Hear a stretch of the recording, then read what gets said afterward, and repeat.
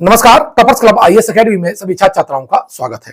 वाक्यांशों के लिए एक शब्द की श्रृंखला को आगे बढ़ाते हुए इस वीडियो में हम शामिल करेंगे टा वर्ग से।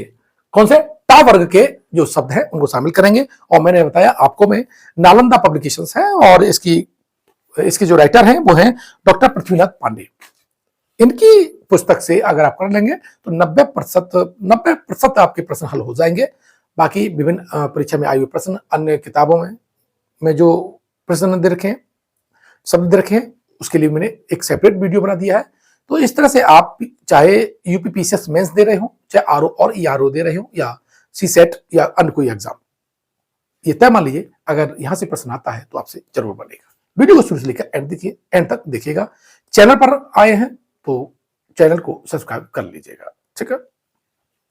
देखिए क्या है, पहला मूल बातों को संक्षेप में लिखना, उसे बोलते हैं टिप्पणी। क्या कहते हैं?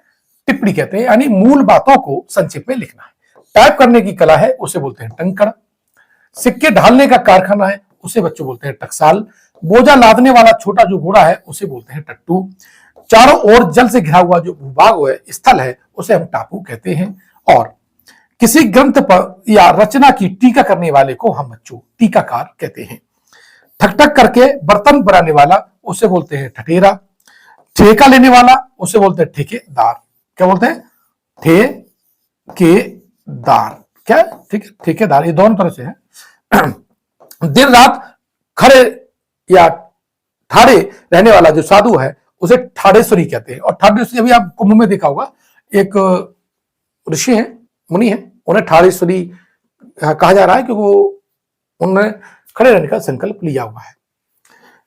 ठूस कर भरा हुआ उसे बोलते हैं ठसा ठस। क्या बोलते हैं? ठसा ठस। आगे देखें तो घर घर जाकर लोगों को डाक पहुंचाने वाला कर्मचारी उसे बोलते हैं डाकिया। पत्रों को दूर स्थान पर पहुंचाने वाली संस्था उसे बोलते हैं डाक सेवा। डंडी मारने वाला उसे बोलते हैं डंडी मार। डाका डालने वाला उसे बोलते हैं डकैत। डाका डालने वाला का काम डकैती। ढपली बजाने वाला ढपालची या ढपाली। क्या बोलते हैं? ढपालची बोलते हैं या ढपाली बोलते हैं। स्थल या जल के दो बड़े खंडों को मिलाने वाला स्थल या जल का तंग या पतला भाग, इसे बोलते हैं डमरू मध्य। जल डमरू मध्य। क्या बोलते हैं? जल डमरू मध्य, यानी जहां पर दो जल राशियां मिलती हों उसे जल संधि भी बोलते हैं या जल डमरू मध्य भी कहते हैं। डसोड़ी पर रहने वाला पहरेदार। ड्योढ़ी पर, सॉरी ये गलत है, ड्योढ़ी पर रहने वाला जो पहरेदार है उसे हम ड्योढ़ीदार कहते हैं। ढिंडोरा पीटने वाला को हम ढिंडोरिया बोलते हैं। क्या बोलते हैं बच्चों? उसे ढिंडोरिया बोलते हैं। ढिंडोरा पीटने वाला क्या कहलाता है? ढिंडोरिया कहलाता है। ढालने का काम है तो उसे ढलाई कहते हैं। जिसमें ढाल हो उसे ढालू या ढलवा कहते हैं। ढोलक बजाने वाला इसे बोलते हैं ढोलकिया। ढोंग रचने वाला इसे बोलते हैं ढोंगी। क्या है? ढोंगी बोलते हैं। वह वस्तु जिसमें बाढ़ रखे जाए उसे बोलते हैं तूड़ीर। मोस्ट इंपॉर्टेंट है, तूड़ीर किसे कहते हैं? वह वस्तु जिसमें बाढ़ रखे जाए उसे तूड़ीर बोलते हैं। ऐसा तर्क जो देखने पर ठीक प्रतीत होता हो किंतु वैसा ना हो उसे बोलते हैं तर्काभास। यानी ऐसा तर्क जो देखने में तो ठीक प्रतीत होता हो लेकिन वैसा हो नहीं, उसे बोलते हैं तर्काभास। जो तर्क योग्य हो उसे बोलते हैं तार्किक। जो तर्क के आधार पर ठीक सिद्ध हो उसे बोलते हैं तर्क संगत। तर्क के द्वारा जो माना गया है उसे बोलते हैं तर्क सम्मत। तर्क के द्वारा जो माना गया हो उसे बोलते हैं तर्क सम्मत। उसी समय का यानी तत्कालीन। क्या बोलते हैं उसे? तत्कालीन, यानी उसी समय का हो उसे कहते हैं तत्कालीन। ऐसी जीव का जो आकस्मिक हो, ऐसी जीव का जो आकस्मिक हो उसे बोलते हैं तदर्थ जीविका। क्या बोलते हैं? तदर्थ जीविका बोलते हैं। किसी जिसे त्याग देना उचित हो उसे बोलते हैं त्याज्य। क्या बोलते हैं? उसे त्याज्य बोलते हैं। किसानों को सरकार या जमींदार द्वारा दी गई ऋण के रूप में आर्थिक सहायता। इंपॉर्टेंट है, किसानों को सरकार या जमींदार द्वारा दी गई ऋण के रूप में जो आर्थिक सहायता है उसे तकावी कहते हैं। अब तकावी ऋण किसने बांटे थे तुगलक वंश में? उसका नाम मुझे कमेंट बॉक्स में बताइए। विवाद या गुटबाजी से अलग रहने वाले व्यक्ति को हम क्या बोलते हैं? तटस्थ कहते हैं। अध्यात्म के तत्वों को जानने वाला उसे तत्वज्ञ कहते हैं। वह जो बराबर तपस्या करता है उसे हम तपस्वी कहते हैं। बच्चों इनको ध्यान रखिएगा। इस वीडियो को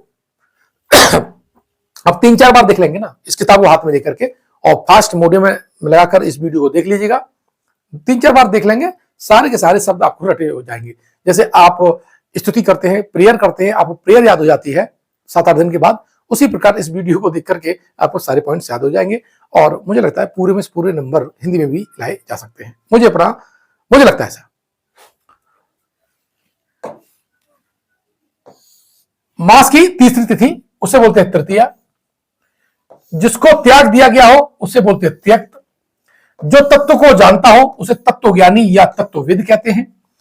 अपने काम में निष्ठा से लगा हुआ उसे बोलते हैं तत्पर। एक व्यक्ति द्वारा चलाई जाने वाली शासन प्रणाली को कहते हैं तानाशाही।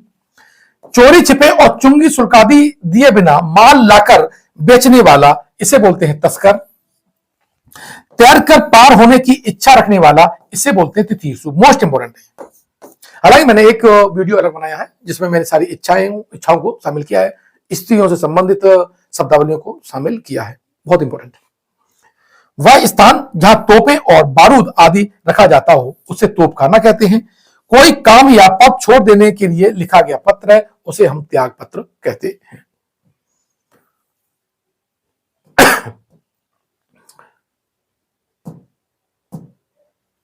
अब बात करें पुलिस की बड़ी चौकी, उसे बोलते हैं थाना। क्या बोलते हैं? थाना कहते हैं। पुलिस थाने का प्रधान अधिकारी उसे बोलते हैं थानेदार है। जमी हुई गड़ी चीज की मोटी तह उसे हम बोलते हैं थक्का। कुछ निश्चित लंबाई का कपड़ा इसे बोलते हैं थान। चौपायों के बांधने का स्थान है इसे भी थान कहते हैं। दोनों इंपॉर्टेंट है। कुछ निश्चित लंबाई का कपड़ा उसे भी थान कहते हैं और जहां चौपायों को बांधा जाता है उसे भी थान कहते हैं। तबले आदि पर हथेली द्वारा जो किया गया आघात होता है, जब तबला बजाते हैं तो जो आघात करते हैं उसे कहते हैं थाप। क्या है? थाप कहते हैं। शुभ अवसर पर गीली हल्दी आदि से लगाया गया पंजे का जो निशान है उसे क्या कहा जाता है? उसे थापा कहा जाता है। क्या कहा जाता है? उसे थापा कहा जाता है। बात करें दा वर्ण से बने हुए शब्द हैं। जो आगे की सोचता हो उसे दूरदर्शी कहते हैं।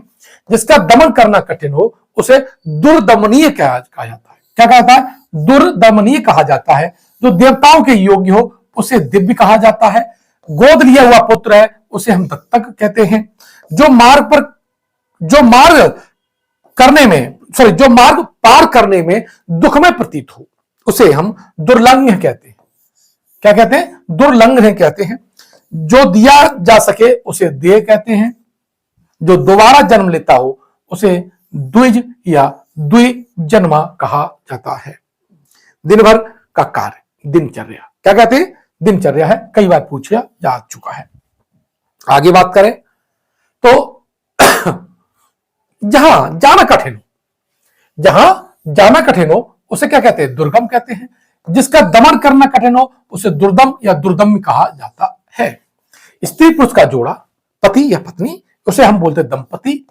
ठीक है।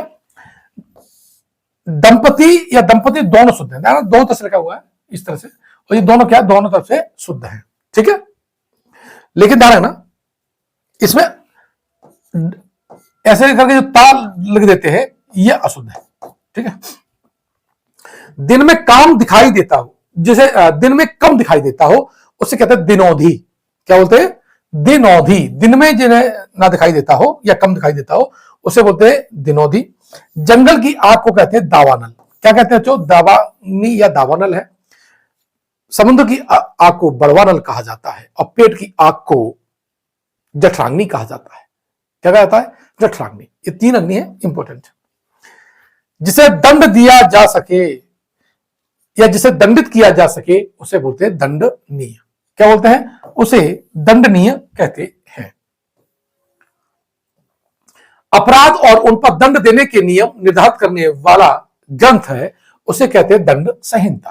क्या कहते हैं? ऐसा ग्रंथ जो दंड के नियम निर्धारित करता हो उसे हम दंड संहिता कहते हैं। जिसका मुख दक्षिण की ओर हो उसे दक्षिणाभिमुख कहते हैं या दक्षिणावर्त कहते हैं। किसी काम को चित्त लगाकर करना, पूर्ण लगन से करना, इसे दत्त चित्र कहते हैं। क्या कहते हैं? दत्त चित्र करते हैं, इंपॉर्टेंट है। जो बहुत कठिनाई से मिलता हो उसे हम दुर्लभ कहते हैं या दुष्प्राप्य कहते हैं। बुरे आचरण या चरित्र वाला, बुरे आचरण या चरित्र वाला, इसे दुष्चरित्र बोलते हैं। क्या बोलते हैं? उसे दुष्चरित्र बोलते हैं। जिसे करना बहुत कठिन हो उसे दुष्कर कहा जाता है, उसे दुष्कर कहा जाता है। जिसका नाप करना कठिन हो उसे दुष्परिमेय कहा जाता है। क्या? दुष्परिमेय कहा जाता है। जो अपनी प्रतिज्ञा पर दृढ़ रहे उसे दृढ़ प्रतिज्ञा कहा जाता है। पति के छोटे भाई की पत्नी को देवरानी कहा जाता है। अपने देश से प्यार करने वाला देशभक्त कहलाता है। अपने देश के साथ विश्वासघात करने वाले को हम देशद्रोही कहते हैं। प्रतिदिन होने वाला कार्य है उसे हम दैनिक कहते हैं। द्रुत गति से जानने वाला द्रुतगामी कहा जाता है। और राजा द्रुपद की जो पुत्री है उसे हम द्रौपदी कहते हैं। चंद्रमास के किसी पक्ष की 12वीं तिथि को द्वादशी कहते हैं। जो द्वार की रक्षा करता हो उसे हम द्वारपाल कहते हैं। जिस पर विजय पाना कठिन हो क्या हो उसे हम दुर्जय कहते हैं। क्या कहते हैं? दुर्जय कहते हैं। जिसका रोकना या निवारण करना कठिन हो उसे दुर्निर्वार या दुर्निर्वार कहते हैं। इंपॉर्टेंट है, देख लीजिएगा लिखा कैसे है। बर्तरी की अशुद्धि इसमें पूछी जाती है। ऐसा अकाल कि भिक्षा देना लेना भी कठिन हो उसे हम दुर्भिक्ष कहते हैं। अर्थात ऐसा अकाल जहां पर भिक्षा भी न मिले लोगों को, ऐसे अकाल को हम दुर्भिक्ष कहते हैं।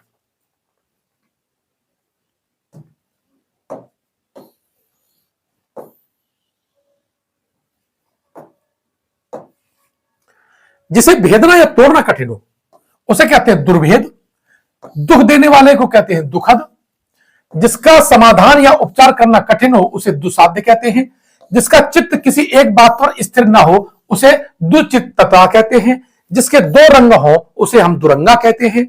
दुष्ट उद्देश्य से की जाने वाली मंत्रा या साजिश को हम दुरभिसंधि कहते हैं। इंपॉर्टेंट है, ठीक है।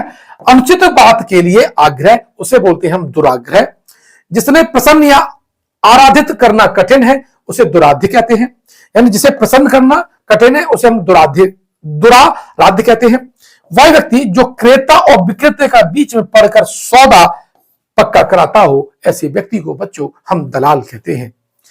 मास के किसी पक्ष की जो 10वीं तिथि है उसे हम दसवीं कहते हैं। क्या कहते हैं? उसे हम दसवीं कहते हैं। मास के किसी पक्ष की जो दूसरी तिथि है उसे द्वितीया कहते हैं। मास के किसी पक्ष की 12वीं तिथि है इसे हम द्वादशी कहते हैं। ज्ञान नेत्र से देखने वाला अंधा व्यक्ति इसे हम दिव्य दृष्टा कहते हैं।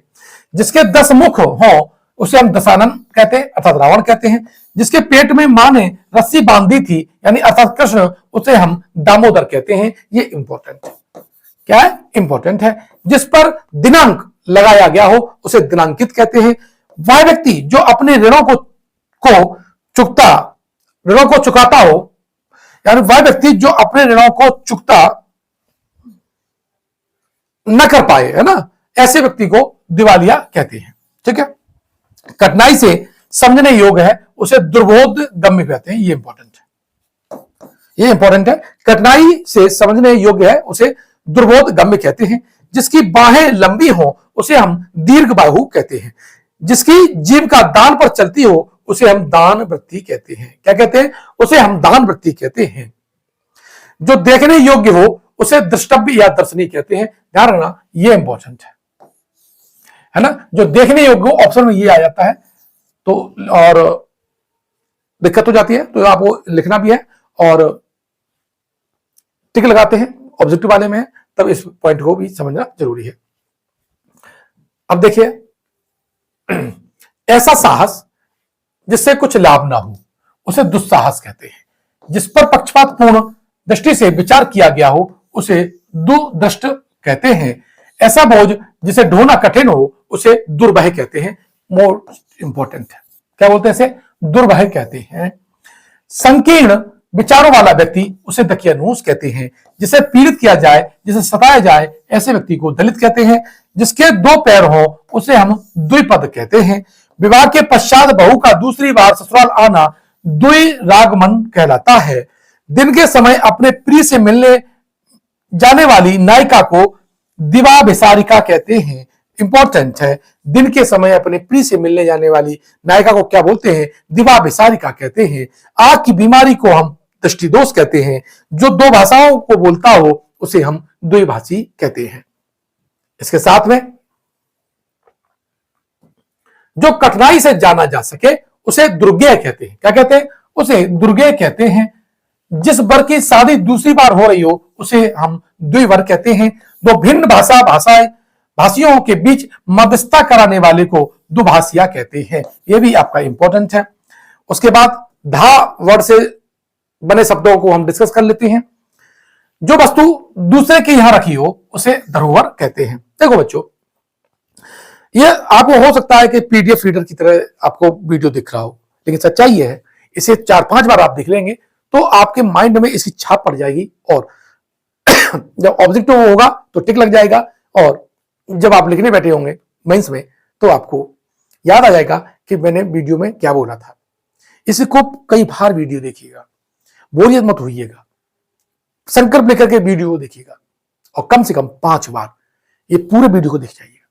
मेरा दावा है, विश्वास है, आरओ के 10 के 10 प्रश्न मारेंगे और 5 प्रश्न जो मेंस में आते हैं 5 के 5 आप लिख देंगे। इसलिए हिंदी को हल्के मत लीजिएगा, बहुत स्कोरिंग है, अच्छा सब्जेक्ट है और 150 नंबर में से अगर आप 130 या 120 नंबर अगर ले आए यूपीपीसीएस मेंस में तो निश्चित रूप से आप अन्य छात्रों से 20 नंबर आगे ले जाएंगे, जो कहीं ना कहीं बैलेंस करेगा या आपकी रैंक निर्धारण करेगा। ध्यान रखिएगा, बहुत गंभीर बात बोल रहा हूं। हल्के में इसे बच्चे छोड़ देते हैं, 150 नंबर आसान नहीं है और अगर थोड़ा सा प्रयास कर लेंगे तो 130 नंबर आसानी से भी लाई जा सकते हैं। धन देने वाली धनदा, धन देने वाला धनद, धार्मिक सिद्धांतों के अनुसार आचरण करने वाला, धर्म में रुचि रखने वाला, धर्मात्मा या धर्माचारी। धारण करने वाला, धारण करने वाले को क्या कहते हैं? हम धारक बोलते हैं। धनुष धारण करने वाले को हम धनुर्धर बोलते हैं। जिस पर धारियां बनी हो, जिस पर लंबी लंबी धारियां हो उसे बोलते हैं धारीदार। ध्यान या विचार करने वाला इसे बोलते हैं ध्याता।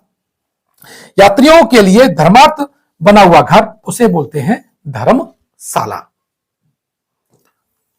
उसके बाद हवा में मिली हुई धूली या भाप के कारण होने वाला जो अंधेरा है उसे हम बोलते हैं धुंध।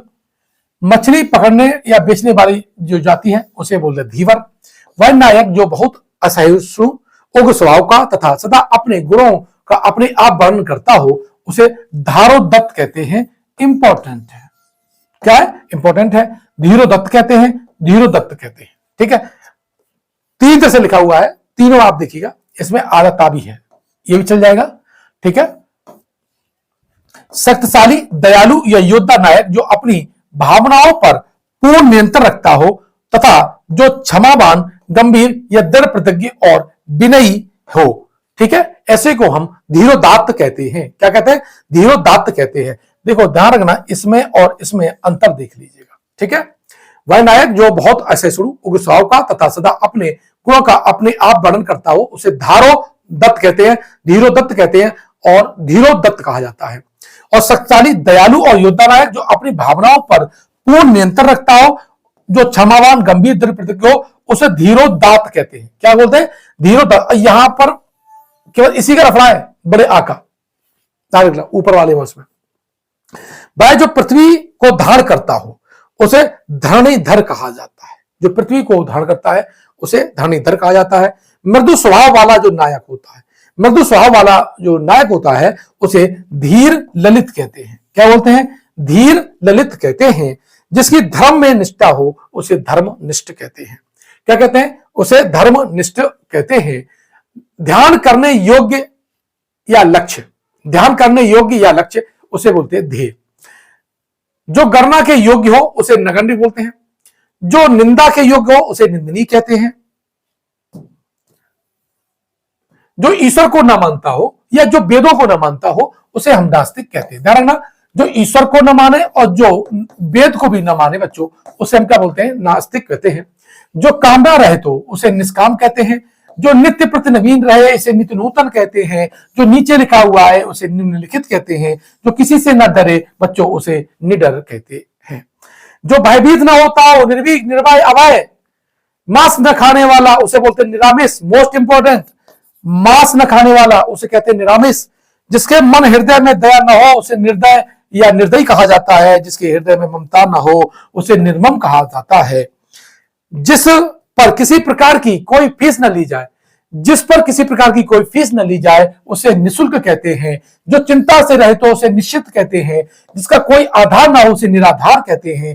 जो व्यक्ति सांसारिक विषय भोग से रहित हो उसे निरीह कहते हैं। जिसका किसी प्रकार का लोभ ना हो उसे निष्स्पृह कहते हैं। बच्चों, मोस्ट इंपॉर्टेंट है, बालुकामय प्रदेश के बीच पाया जाने वाला हरा भाग उसे नखलिस्तान कहते हैं। मोस्ट इंपॉर्टेंट है, बालुकामय प्रदेश के बीच पाए जाने वाले हरे भरे स्थान को हम नखलिस्तान कहते हैं। जिसका कोई आश्रय न हो उसे निराश्रय कहते हैं। जो नष्ट होने वाला हो उसे नश्वर कहते हैं। जिसे अक्षर ज्ञान न हो उसे हम निरक्षर कहते हैं। आकाश में विचर करने वाला उसे कहते हैं नवचर। जिसके पास शक्ति का अभाव हो उसे निर्बल या दुर्बल कहा जाता है। बात करें जो भविष्य के प्रति निराश हो, जो भविष्य के प्रति निराश हो उसे क्या कहेंगे? उसे निराशावादी कहेंगे। रात्रि और मध्य के बीच का समय मोस्ट इंपॉर्टेंट है, उसे बोलेंगे निशीथ। जिस स्त्री के पुत्र न पैदा हो उसे बोलेंगे निपुति। जिस पर किसी प्रकार का अंकुश ना हो, जिस पर नियंत्रण न हो उसे हम बोलते हैं निरंकुश। साथ ही जो व्यक्ति शासन अथवा शासन व्यवस्था में विश्वास न रखता हो उसे हम निरंकुशवादी कहते हैं। अगला बहुत इंपॉर्टेंट है, जो उत्तर न दे सके उसे कहते हैं निरुत्तर। क्या बोलते हैं? उसे कहते हैं निरुत्तर।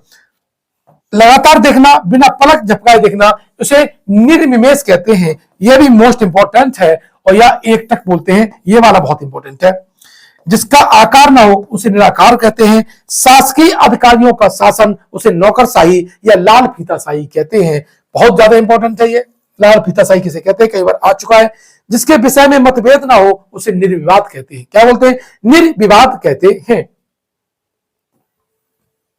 जिसके विषय में मतभेद ना हो उसे निर्विवाद कहते हैं। जो नया आया हो उसे नवागत या आगंतुक कहते हैं। जहां किसी बात का डर अथवा खतरा ना हो उसे हम निरापद कहते हैं। मोस्ट इंपॉर्टेंट है। जो आसानी से झुकाया जा सके उसे नमनीय कहते हैं। देश के बाहर माल भेजना उसे निर्यात कहते हैं। निर्वाचन में अपना मत देने वाले को हम निर्वाचक कहते हैं। निशा में विचर करने वाले को हम निशाचर कहते हैं। जिसका निषेध किया गया हो बच्चों उसे हम निषिद्ध कहते हैं। आनंद के साथ लिखिए, बार बार लिखिए। और इसमें ऐसा पॉइंट है कि जो आपने ना पढ़ा हो और भूल सकते हो उसको तो लिख लिख कर देखिएगा।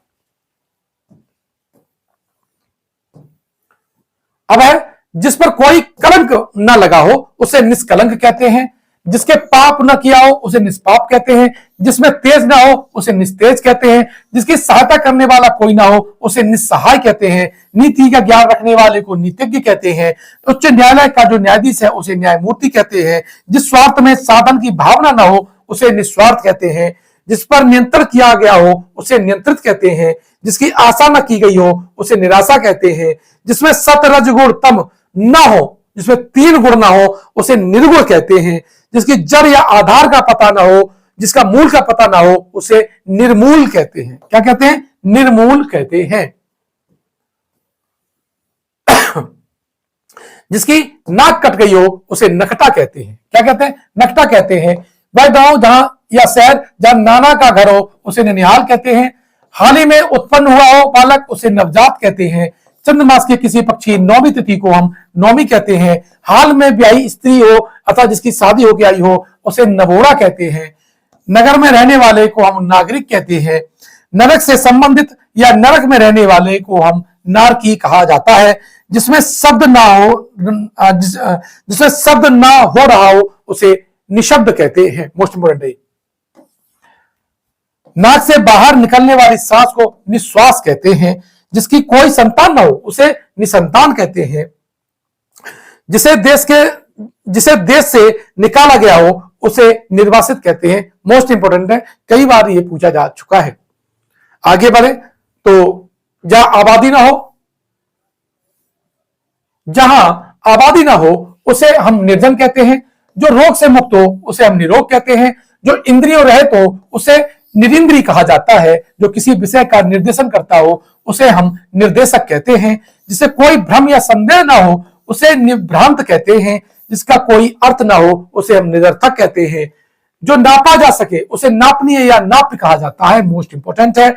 जिसकी उपमा न दी जा सके उसे हम निरुपम कहते हैं, और ये तो कई बार आया है। नक्शे शिखर तक सब अंग है उसे हम नक्शिक कहते हैं। निम्न कोटि के व्यक्ति को हम निकृष्ट बोलते हैं, ठीक है। जिसे वाणी व्यक्त न कर सके उसे निर्वाक कहते हैं, और नया उदित होने वाला है उसे हम नवोदित कहते हैं। क्या कहते हैं? नवोदित कहते हैं। जो शंका करने योग्य ना हो, जो शंका करने योग्य ना हो उसे निशंक कहते हैं। किसी के साथ संबंध न रहने वाला इसे निसंग कहते हैं। जिसका गला नीले रंग का हो उसे हम नीलकंठ कहते हैं। नष्ट हो जाने वाला उसे नष्ट प्राय कहते हैं। नीले रंग का कमल उसे हम नील कमल कहते हैं। तो इस वीडियो में बच्चों हमने जाने वे शब्द जो